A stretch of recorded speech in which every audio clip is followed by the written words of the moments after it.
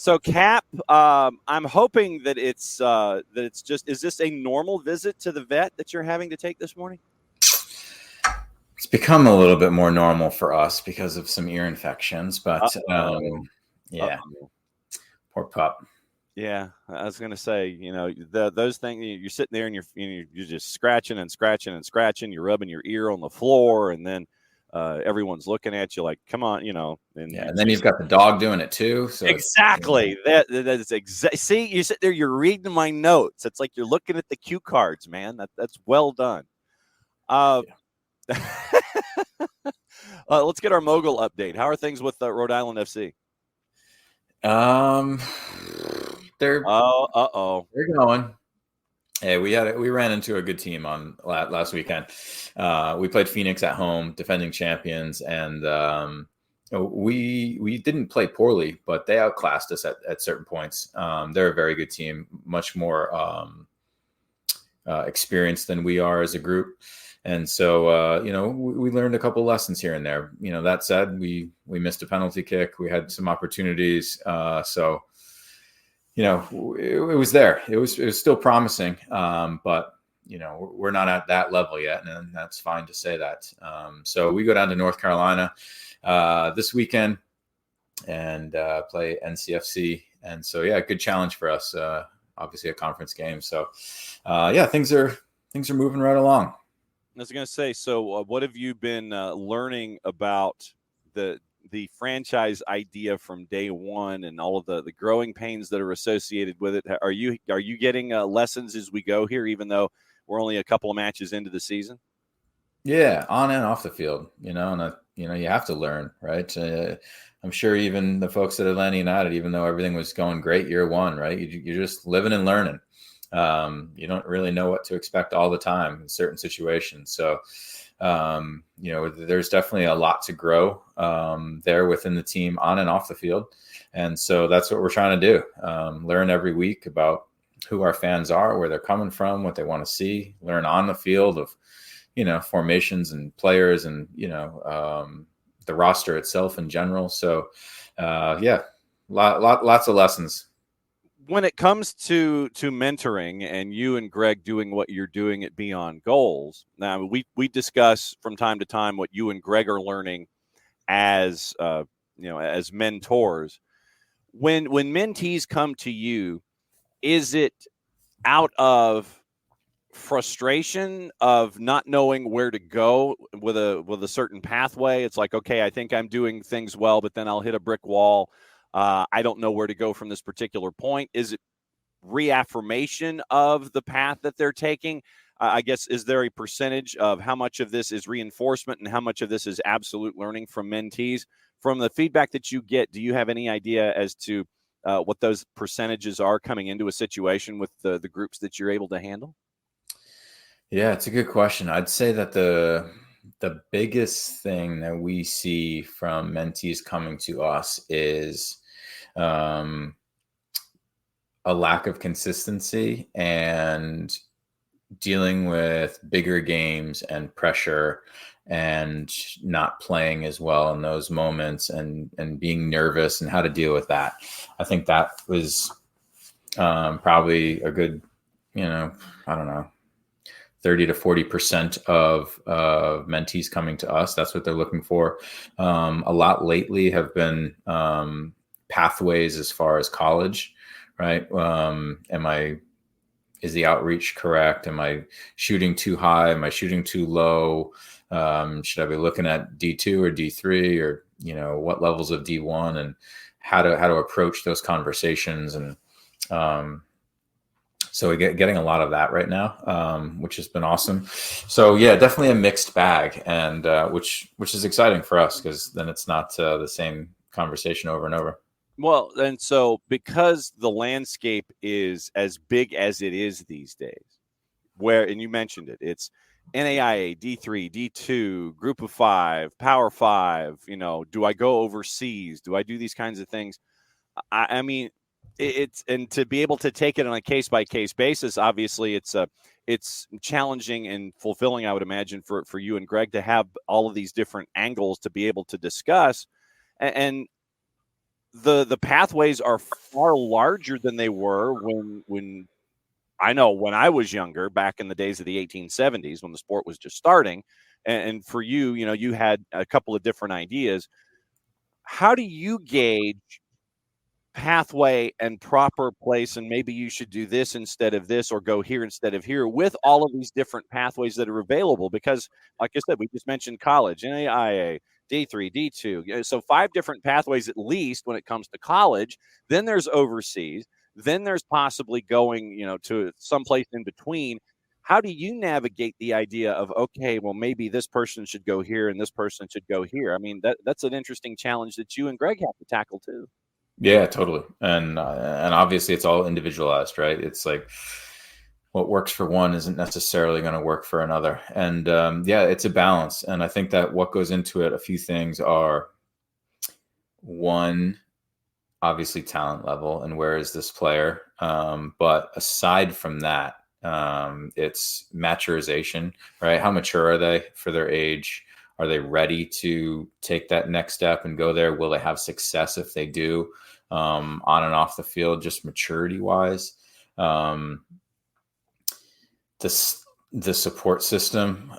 What kind of support system do they have? And is it a supportive system, or is it a this is what mom and dad wants and the kid's kind of going along with it type system? So balancing those types of things kind of helps me give my best guidance as to what I think will be most successful for the players. And hey, there's a lot of what we try and tell them is, if it's going to work out, it's going to work out, right? It's like you can choose this pathway or that pathway, and that doesn't mean it's set in stone, and that doesn't mean that you're bound for a certain end point, right? That end point is still moving, and it's still up to you and what you do along that pathway, right? We always use examples of Chris Wondolowski, Justin Miram. Obviously now that there's kids turning pro at a really young age. Now there's guys going to USL and then going to MLS. So there's just so many different ways to get to the same place in the end. But even lower than that, right? It's just finding the right fit. I've talked to a few players who are currently in college and aren't at good places for them individually, because they're not enjoying it. They don't like the system that the coach is asking them to play, and it doesn't fit how they want to play, and they're not really enjoying it, so they want to move. And so there's just a lot that goes into these decisions. It's not what's the highest level possible that I could play at, right? It's what's the good fit for you as an individual. How do those conversations go involving fit, where you might have an individual who isn't the happiest soul, and they're like, I really do think I need to have a change? How diplomatic do those players have to be, or those student athletes have to be? It's like, because it's like a breakup almost at times. It's like, it's just, Mm-hmm. it's an uncomfortable thing that you've got to experience and go through. How do you, as a mentor, tell your mentees about breakups? Because that's an uncomfortable topic, I would think. It is, and it depends on how long they've been there, right? Because obviously, if it's not going well after 2 weeks or even 2 months, we say, hey, give it time, work your way in there, fight for your spot, that type of thing. I was in that situation in Germany, right? When I got there, the coach, I could tell, was not a fan of me, but, hey, I'm going to fight for my spot. I'm going to really work at it. And, then after 6 months, then I knew, okay, this is not happening for me here. So I needed to move on for my career. So that's the kind of the question there is like, okay, what's the situation? Why do you want to move? Is it something that's within your control? Can you help out? Because the grass isn't always greener. We've seen that before with players moving on. It doesn't always work out just because you move on. So yeah, again, it's delicate balances, and it's kind of assessing the situation that they're going through. How much of learning, you've dealt with, obviously you mentioned Germany, so you've dealt with breakups before.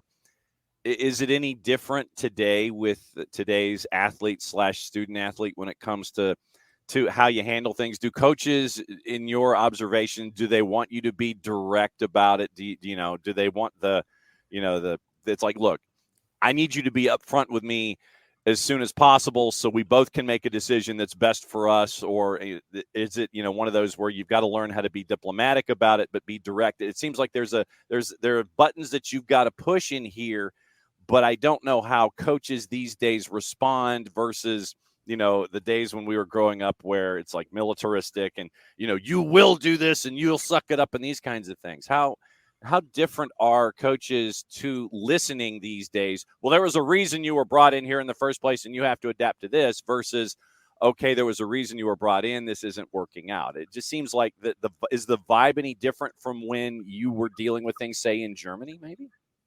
Yeah, I think in general, this younger generation of coaches are more open to conversations, dialogue, people management.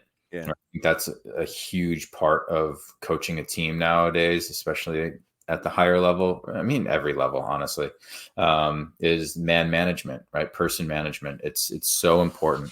And these conversations go into it. That said, especially as a younger player, if you're a freshman or a sophomore or a young pro, like sometimes coaches do things to test, right? And see how resilient are you? What's your attitude when you are on the bench or things aren't going your way? Or, yeah, I do get into you at practice in front of the group, right? What's the response, right? Because coaches know, like, in games, you're going to be in tough spots. You're going to be tested. You're going to, hit a wall. You're going to lose a one-on-one. You're going to get embarrassed at some point. You're going to make a huge mistake, right? And what's the response going to be?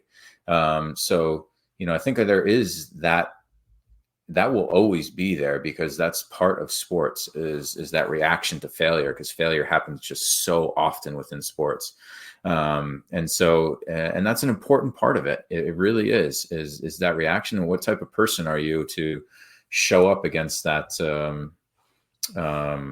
those moments of resiliency? Even if the coach is a good man management, I think that's still an important aspect of things. How many of your mentees, or even just not even your mentees, but how many folks do you and Greg see in your orbit that still might have to learn that lesson these days about being resilient? Because they might have had everything might have been easy to a point. But I think that sometimes it might get lost on a student or a student athlete that, okay, you were great at that level. I mean, you might have been great at U13 or U14, but you get to U16 and now you're just a part of the pile. Mm-hmm. You get to U16, you're great. All of a sudden you go to U17, U18, and then once again, you're a part of the pile all over again.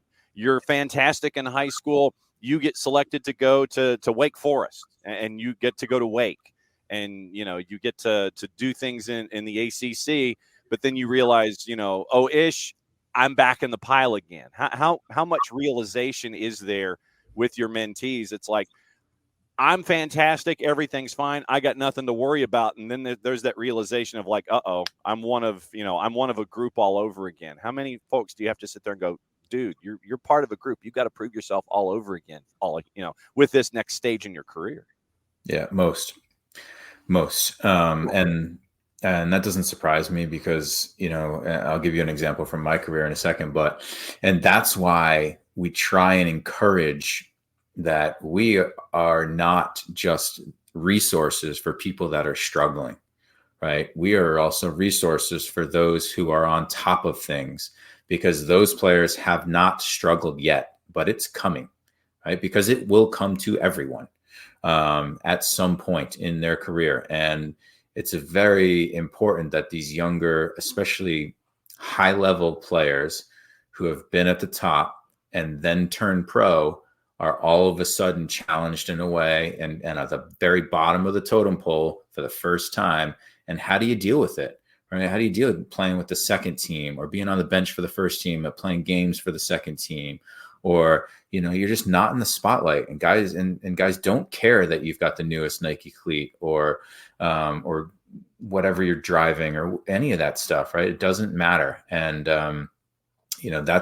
that's what we try and prevent. And that's where I think sometimes, even at Atlanta United, and we work with their academy, that we've got players that say, and families, we don't need you. We don't need you. We're good.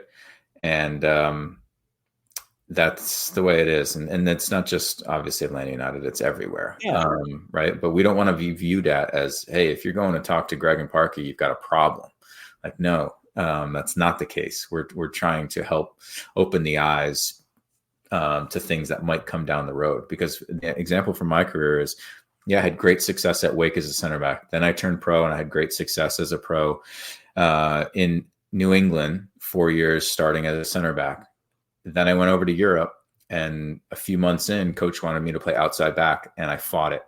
And I was like, no, I'm a center back. I want to prove myself as a center back. So I kind of half-assed it, and it didn't work out, obviously, as an outside back at that point. Moved me back to center back. I was in and out of the lineup. I still had some success in things and played, but I wasn't at the very top. And then we had a coaching change. The coach said, hey, I think you should play outside back for us. And I was like, all right, you know what? I'll do it. And I loved it. And, we win the league. I play 6 games in Champions League at outside back. It brings me back to the national team. Like some of my most successful years were at outside back. And I look back and think, man, I wasted 6 months. And, that was a maturity thing. And I was not young, right? I was not young at this point. I was 25, so it's like, how can you expect every 15-year-old to be able to deal with adversity? And I find it, obviously, looking in the rearview mirror, we gain knowledge, but I find it interesting that you it's like you owned it, you own up to it. Yep, I half-assed it. And how many athletes outside of mentoring, but how many athletes have that realization and sit there and they might, come up to you either in conversation or what have you? Yeah, I half-assed it. I should have done better in a particular situation. How many of them have that realization and still will come back to you for guidance and or advice, after having a realization? It's like, yeah, I know I messed this up, and so now I've got to rebuild things. Do you get anybody that comes back after understanding that they made a mistake? Not too many yet. Although there are some that don't admit to half-assing it, but we have conversations about playing different positions and what's the reaction to when coach puts you in a different position and asks you to do things, and we can get the sense of what's going on, right? And we talk about, like Alex is saying, Gressel's pathway, right? He's played all over the field, striker in college, and winger and center midfielder and outside back. And it's like, people view it as, do I need to be a specialist in one position? Is that more important, or is the versatility more important? And I will always say versatility, because you never know where you're going to play. It just, people change positions all the time, even at the highest level. We've got Weah on our national team playing outside back. He's a winger, right? It's just, you need to have the versatility, and the younger you can have it, the better. Now, I was going to say, because when you're in a national team situation, you only have a fixed number of roster spots for a competition. And the more versatile you can be, the more you can help out in a pinch. It's like, dude, I need you to play left back today because somebody's injured. Mm-hmm. Okay, I can do that. You raise your hand, you sit there, and it's like, yep, I can do that. I'm in. Being versatile, lends itself to those opportunities that you might not have either way. If you're just thinking about things in a straight line, there, if you work out in 3 dimensions, you might get tapped a little sooner than otherwise for someone that just has the pathway that's like this when it comes to their thought pattern. Totally. You and Weah, it's just like bang. 3 dimensions, how it goes. Kevin Sullivan, since you mentioned youth, how young do you think is too young to sign a massive kind of a contract? I mean, I know that things are different with athletes and student athletes today, but every time I see somebody signing a contract at 13 or 14, I just have a Freddie Adu flashback. Just kind of drifts this black cloud over me without any real empirical evidence. But I mean, dude signs a contract at 14. He's going to be going to Manchester City when he turns 18. If things continue to work their way out, it might end up being a financial windfall for a rival club for you in the Eastern Conference of Major League Soccer. How young do you think is too young to have attention heaped upon you like this? It's a tough question. John, because whether he signs a contract now or not, there's still so much attention just because he's on youth national teams, and these MLS next games are televised now, and there's just so much scouting at this younger age, right? So he was bound to get this attention. Shoot, I've heard of him for